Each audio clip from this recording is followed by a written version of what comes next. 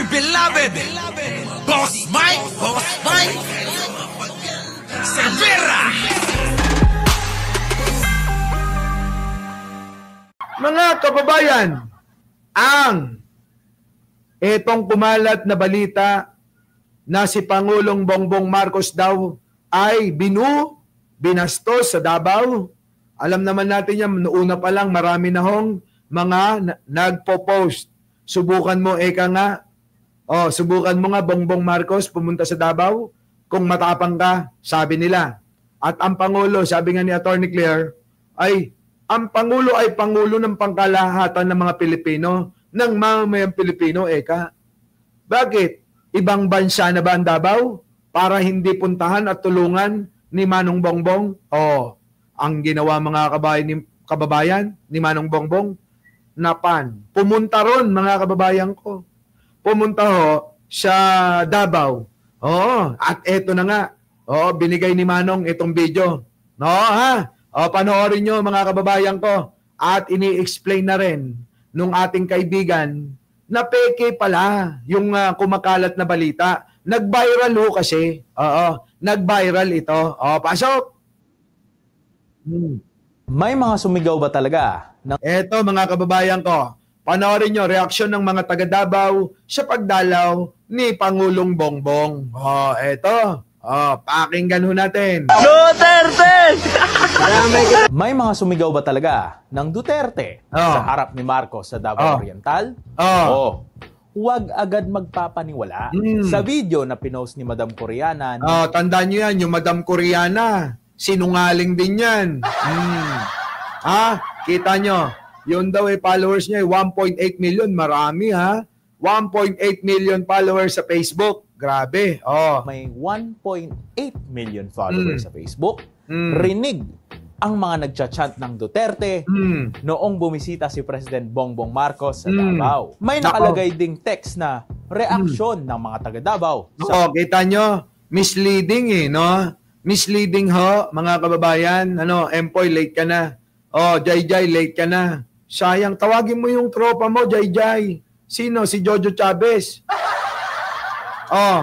Reaction, may text pa. Misleading ito Reaksyon ng mga taga Davao sa pagdalaw ni Bongbong Marcos. Kita nyo, sa pagdalaw ni BBM sa kanyang video. Pagdalaw ni BBM sa kanyang video na inilabas noong October 13, 2025. Meron itong mahigit 4 million views. Nako! Viral mga kababayan. 4.1 million views. 5,000 likes. Pero, totoo nga ba ito? Nako! Hindi. Kasi fake news. Fake news, mga kababayan ko. Sabi ko sa inyo, ito ang kagalingan talaga ng mga DDS. Dahil walang maipanira kay Manong, ang ginagawa nila, ina-altered, pinipeke, ginagawan mga kababayan ng edited video para i-post sa kanilang social media para nga naman masira. Si Manong Bongbong, palalabasin, hindi tanggap si Manong sa Davao. Diba? Kahit na mga kababayan, pinagkakaguluhan. Yung pala yan. Mga walang yan to. Kala nyo hindi kayo mabibisto sa mga DDS. Ang tanong, yan ba tamang gawain? Pero, tandaan nyo, tuwan-tuwa kayo sa mga ganyang mga post nyo. Mga DDS. Yan ba mabuting gawin natin? Yung bang gumawa tayo ng mga video para ipanood sa mga tao para malito? Ganyan ang ginagawa nyo Kaya, alam nyo, wag na kayo magtaka. Kung sabay-sabay kayo, nila Digong magkita-kita sa impyerno. Ang bawat pinopost natin sa social media, tandaan nyo, may kalakip, may kasama na responsibilidad. Responsibilidad, kailangan yan, isipin nating maigi. Kawawa naman kasi yung mapapaniwala natin Maliligaw, malilito. Imbis na maniwala sa totoo, pati tuloy yung kasinungalingan, nagiging hadlang sa mga balitang katotohanan. Hindi na nila alam kung ano paniniwalaan. Di ba? Fake news ba yan? O ano ba yan? Katotohanan, wala na. Hindi na nila alam. Lalong-lalo na DDS nanonood sa inyo. Karamihan, mga mangmang. Oh. Di ba, mga kababayan ko? Ito na. Altered or edited ang video na ito. Pinatungan ng audio. Kita nyo mga kababayan, altered, edited, pinatungan ng audio ng mga DDS yan. Ito nga, nag-upload. Ayan mga kababayan ko ha. Maliwanag na maliwanag ho mga kababayan na talagang pinipeke nila yung mga video nila. Ay, kayong mga DDS, di na kayo nahiya. Kumita lang kayo, magka-views, magka-gain ng followers. Lahat talaga, no? Gagawin nyo. Sa bagay, mga kababayan, yung mga DDS, ito yung lahat, mga kababayan, magkaroon ng views, magkaroon ng followers, magkaroon ng kita. Yan po yung mga kumakain ng mga hilaw na nakakadiri. Di ba? Yung mga yung mga galit na galit kay BBM. Yung galit na galit kay Manong Bongbong. Sila ho yun eh. Meron pa dyan mga kababayan eh. Lahat mga kababayan ginawa na eh. Di ba? Sino ba yung isang vlogger na Bisaya? Kababayan ko pa eh. Yung kung tawagin nyo, ano ba yun? Yung bang, yung maitim, Yung laging may swimming pool, mga kababayan, hindi naman tapos. Utig na yan, tagal-tagal na, hindi pa rin natatapos. Kaya hirap na hirap, mga kababayan, gumawa ng mga, kung ano-anong mga video nila eh. Di ba? Mga taong ka na.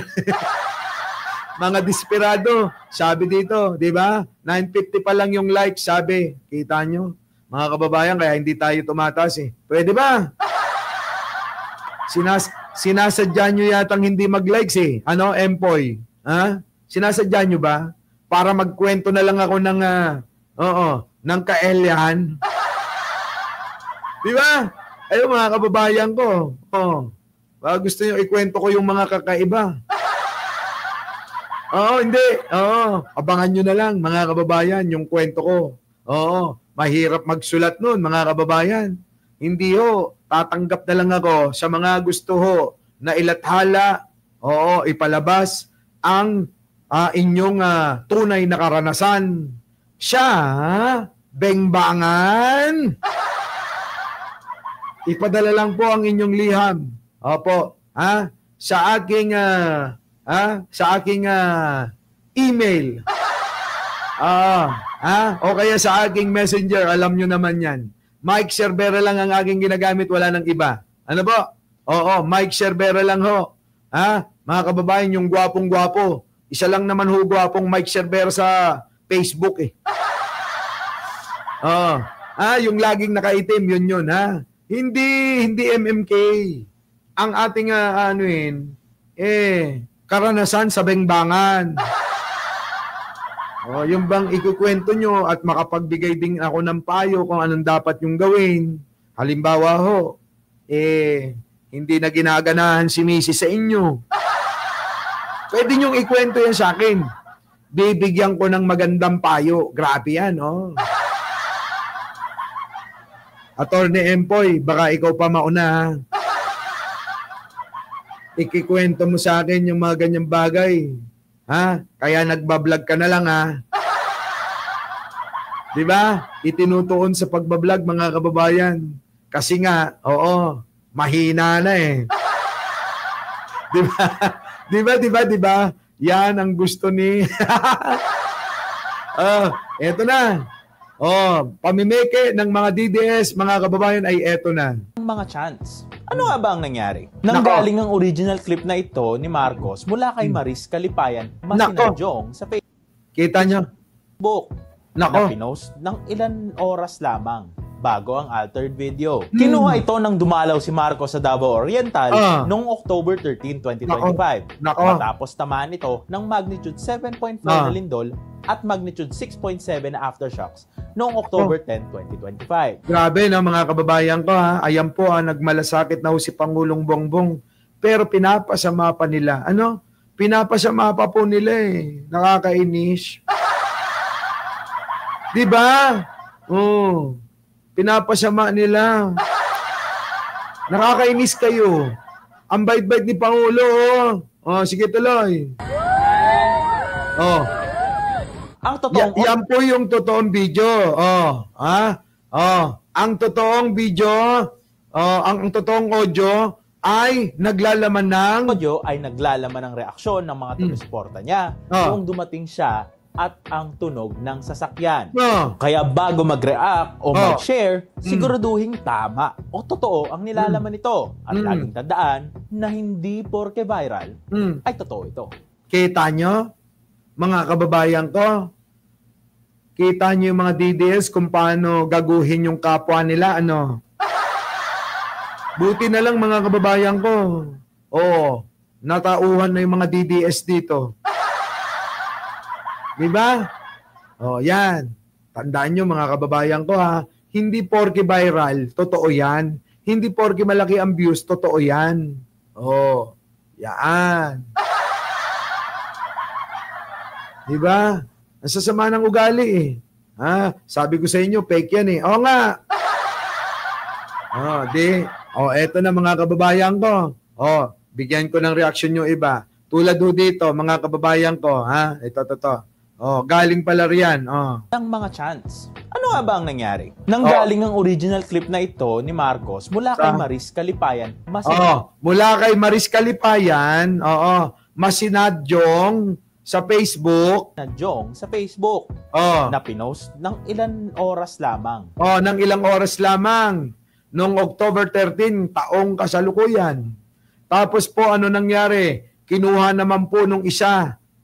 Yung vlogger ni Duterte siguro yan. Bago ang altered video. Kinuha ito nang dumalaw si Marcos sa Davao Oriental noong October 13, 2025. Matapos tamaan ito ng magnitude 7.4 na lindol at magnitude 6.7 na aftershock noong October 10, 2025. Kita nyo mga kababayan ko, antindi, no? Yan ho yung totoong video. Ito, yan, no? 25. Ang totoong audio ay naglalaman ng reaksyon ng mga taga-suporta niya noong dumating siya at ang tunog ng sasakyan. Nako. Kaya bago mag-react, yun pala yun. Ang totoong audio ay yung sigawan ho ng mga tao na sumusuporta kay Manong Bongbong at yung mga tunog ng sasakyan. Yung pala yan. Ngayon ang ginawa ng mga DDS, palibasa, mga uto-uto yung mga taga-suporta nila, inaltered, inedit, mga kababayan ko, at pinalamon sa mga bobo. Kita nyo, no? Okay na. So, i-close na natin yan. Another debunk sa mga DDS na fake news peddler. Sabi nga ni Manong, na hindi ka ba nasanay sa mga DDS? Puro fake news peddler yan. Sabi ni Manong Bongbong. Hindi ka na nasanay sa kanila, mga fake news peddler yan eh. Biruin nyo, sasabihan kayo ni Presidente, Pangulo ng Pilipinas, na fake news peddler kayo. Grabe, no? So maliwanag na tayo dyan ha, i-close na natin yan mga kababayan. Our beloved Boss Mike Cervera!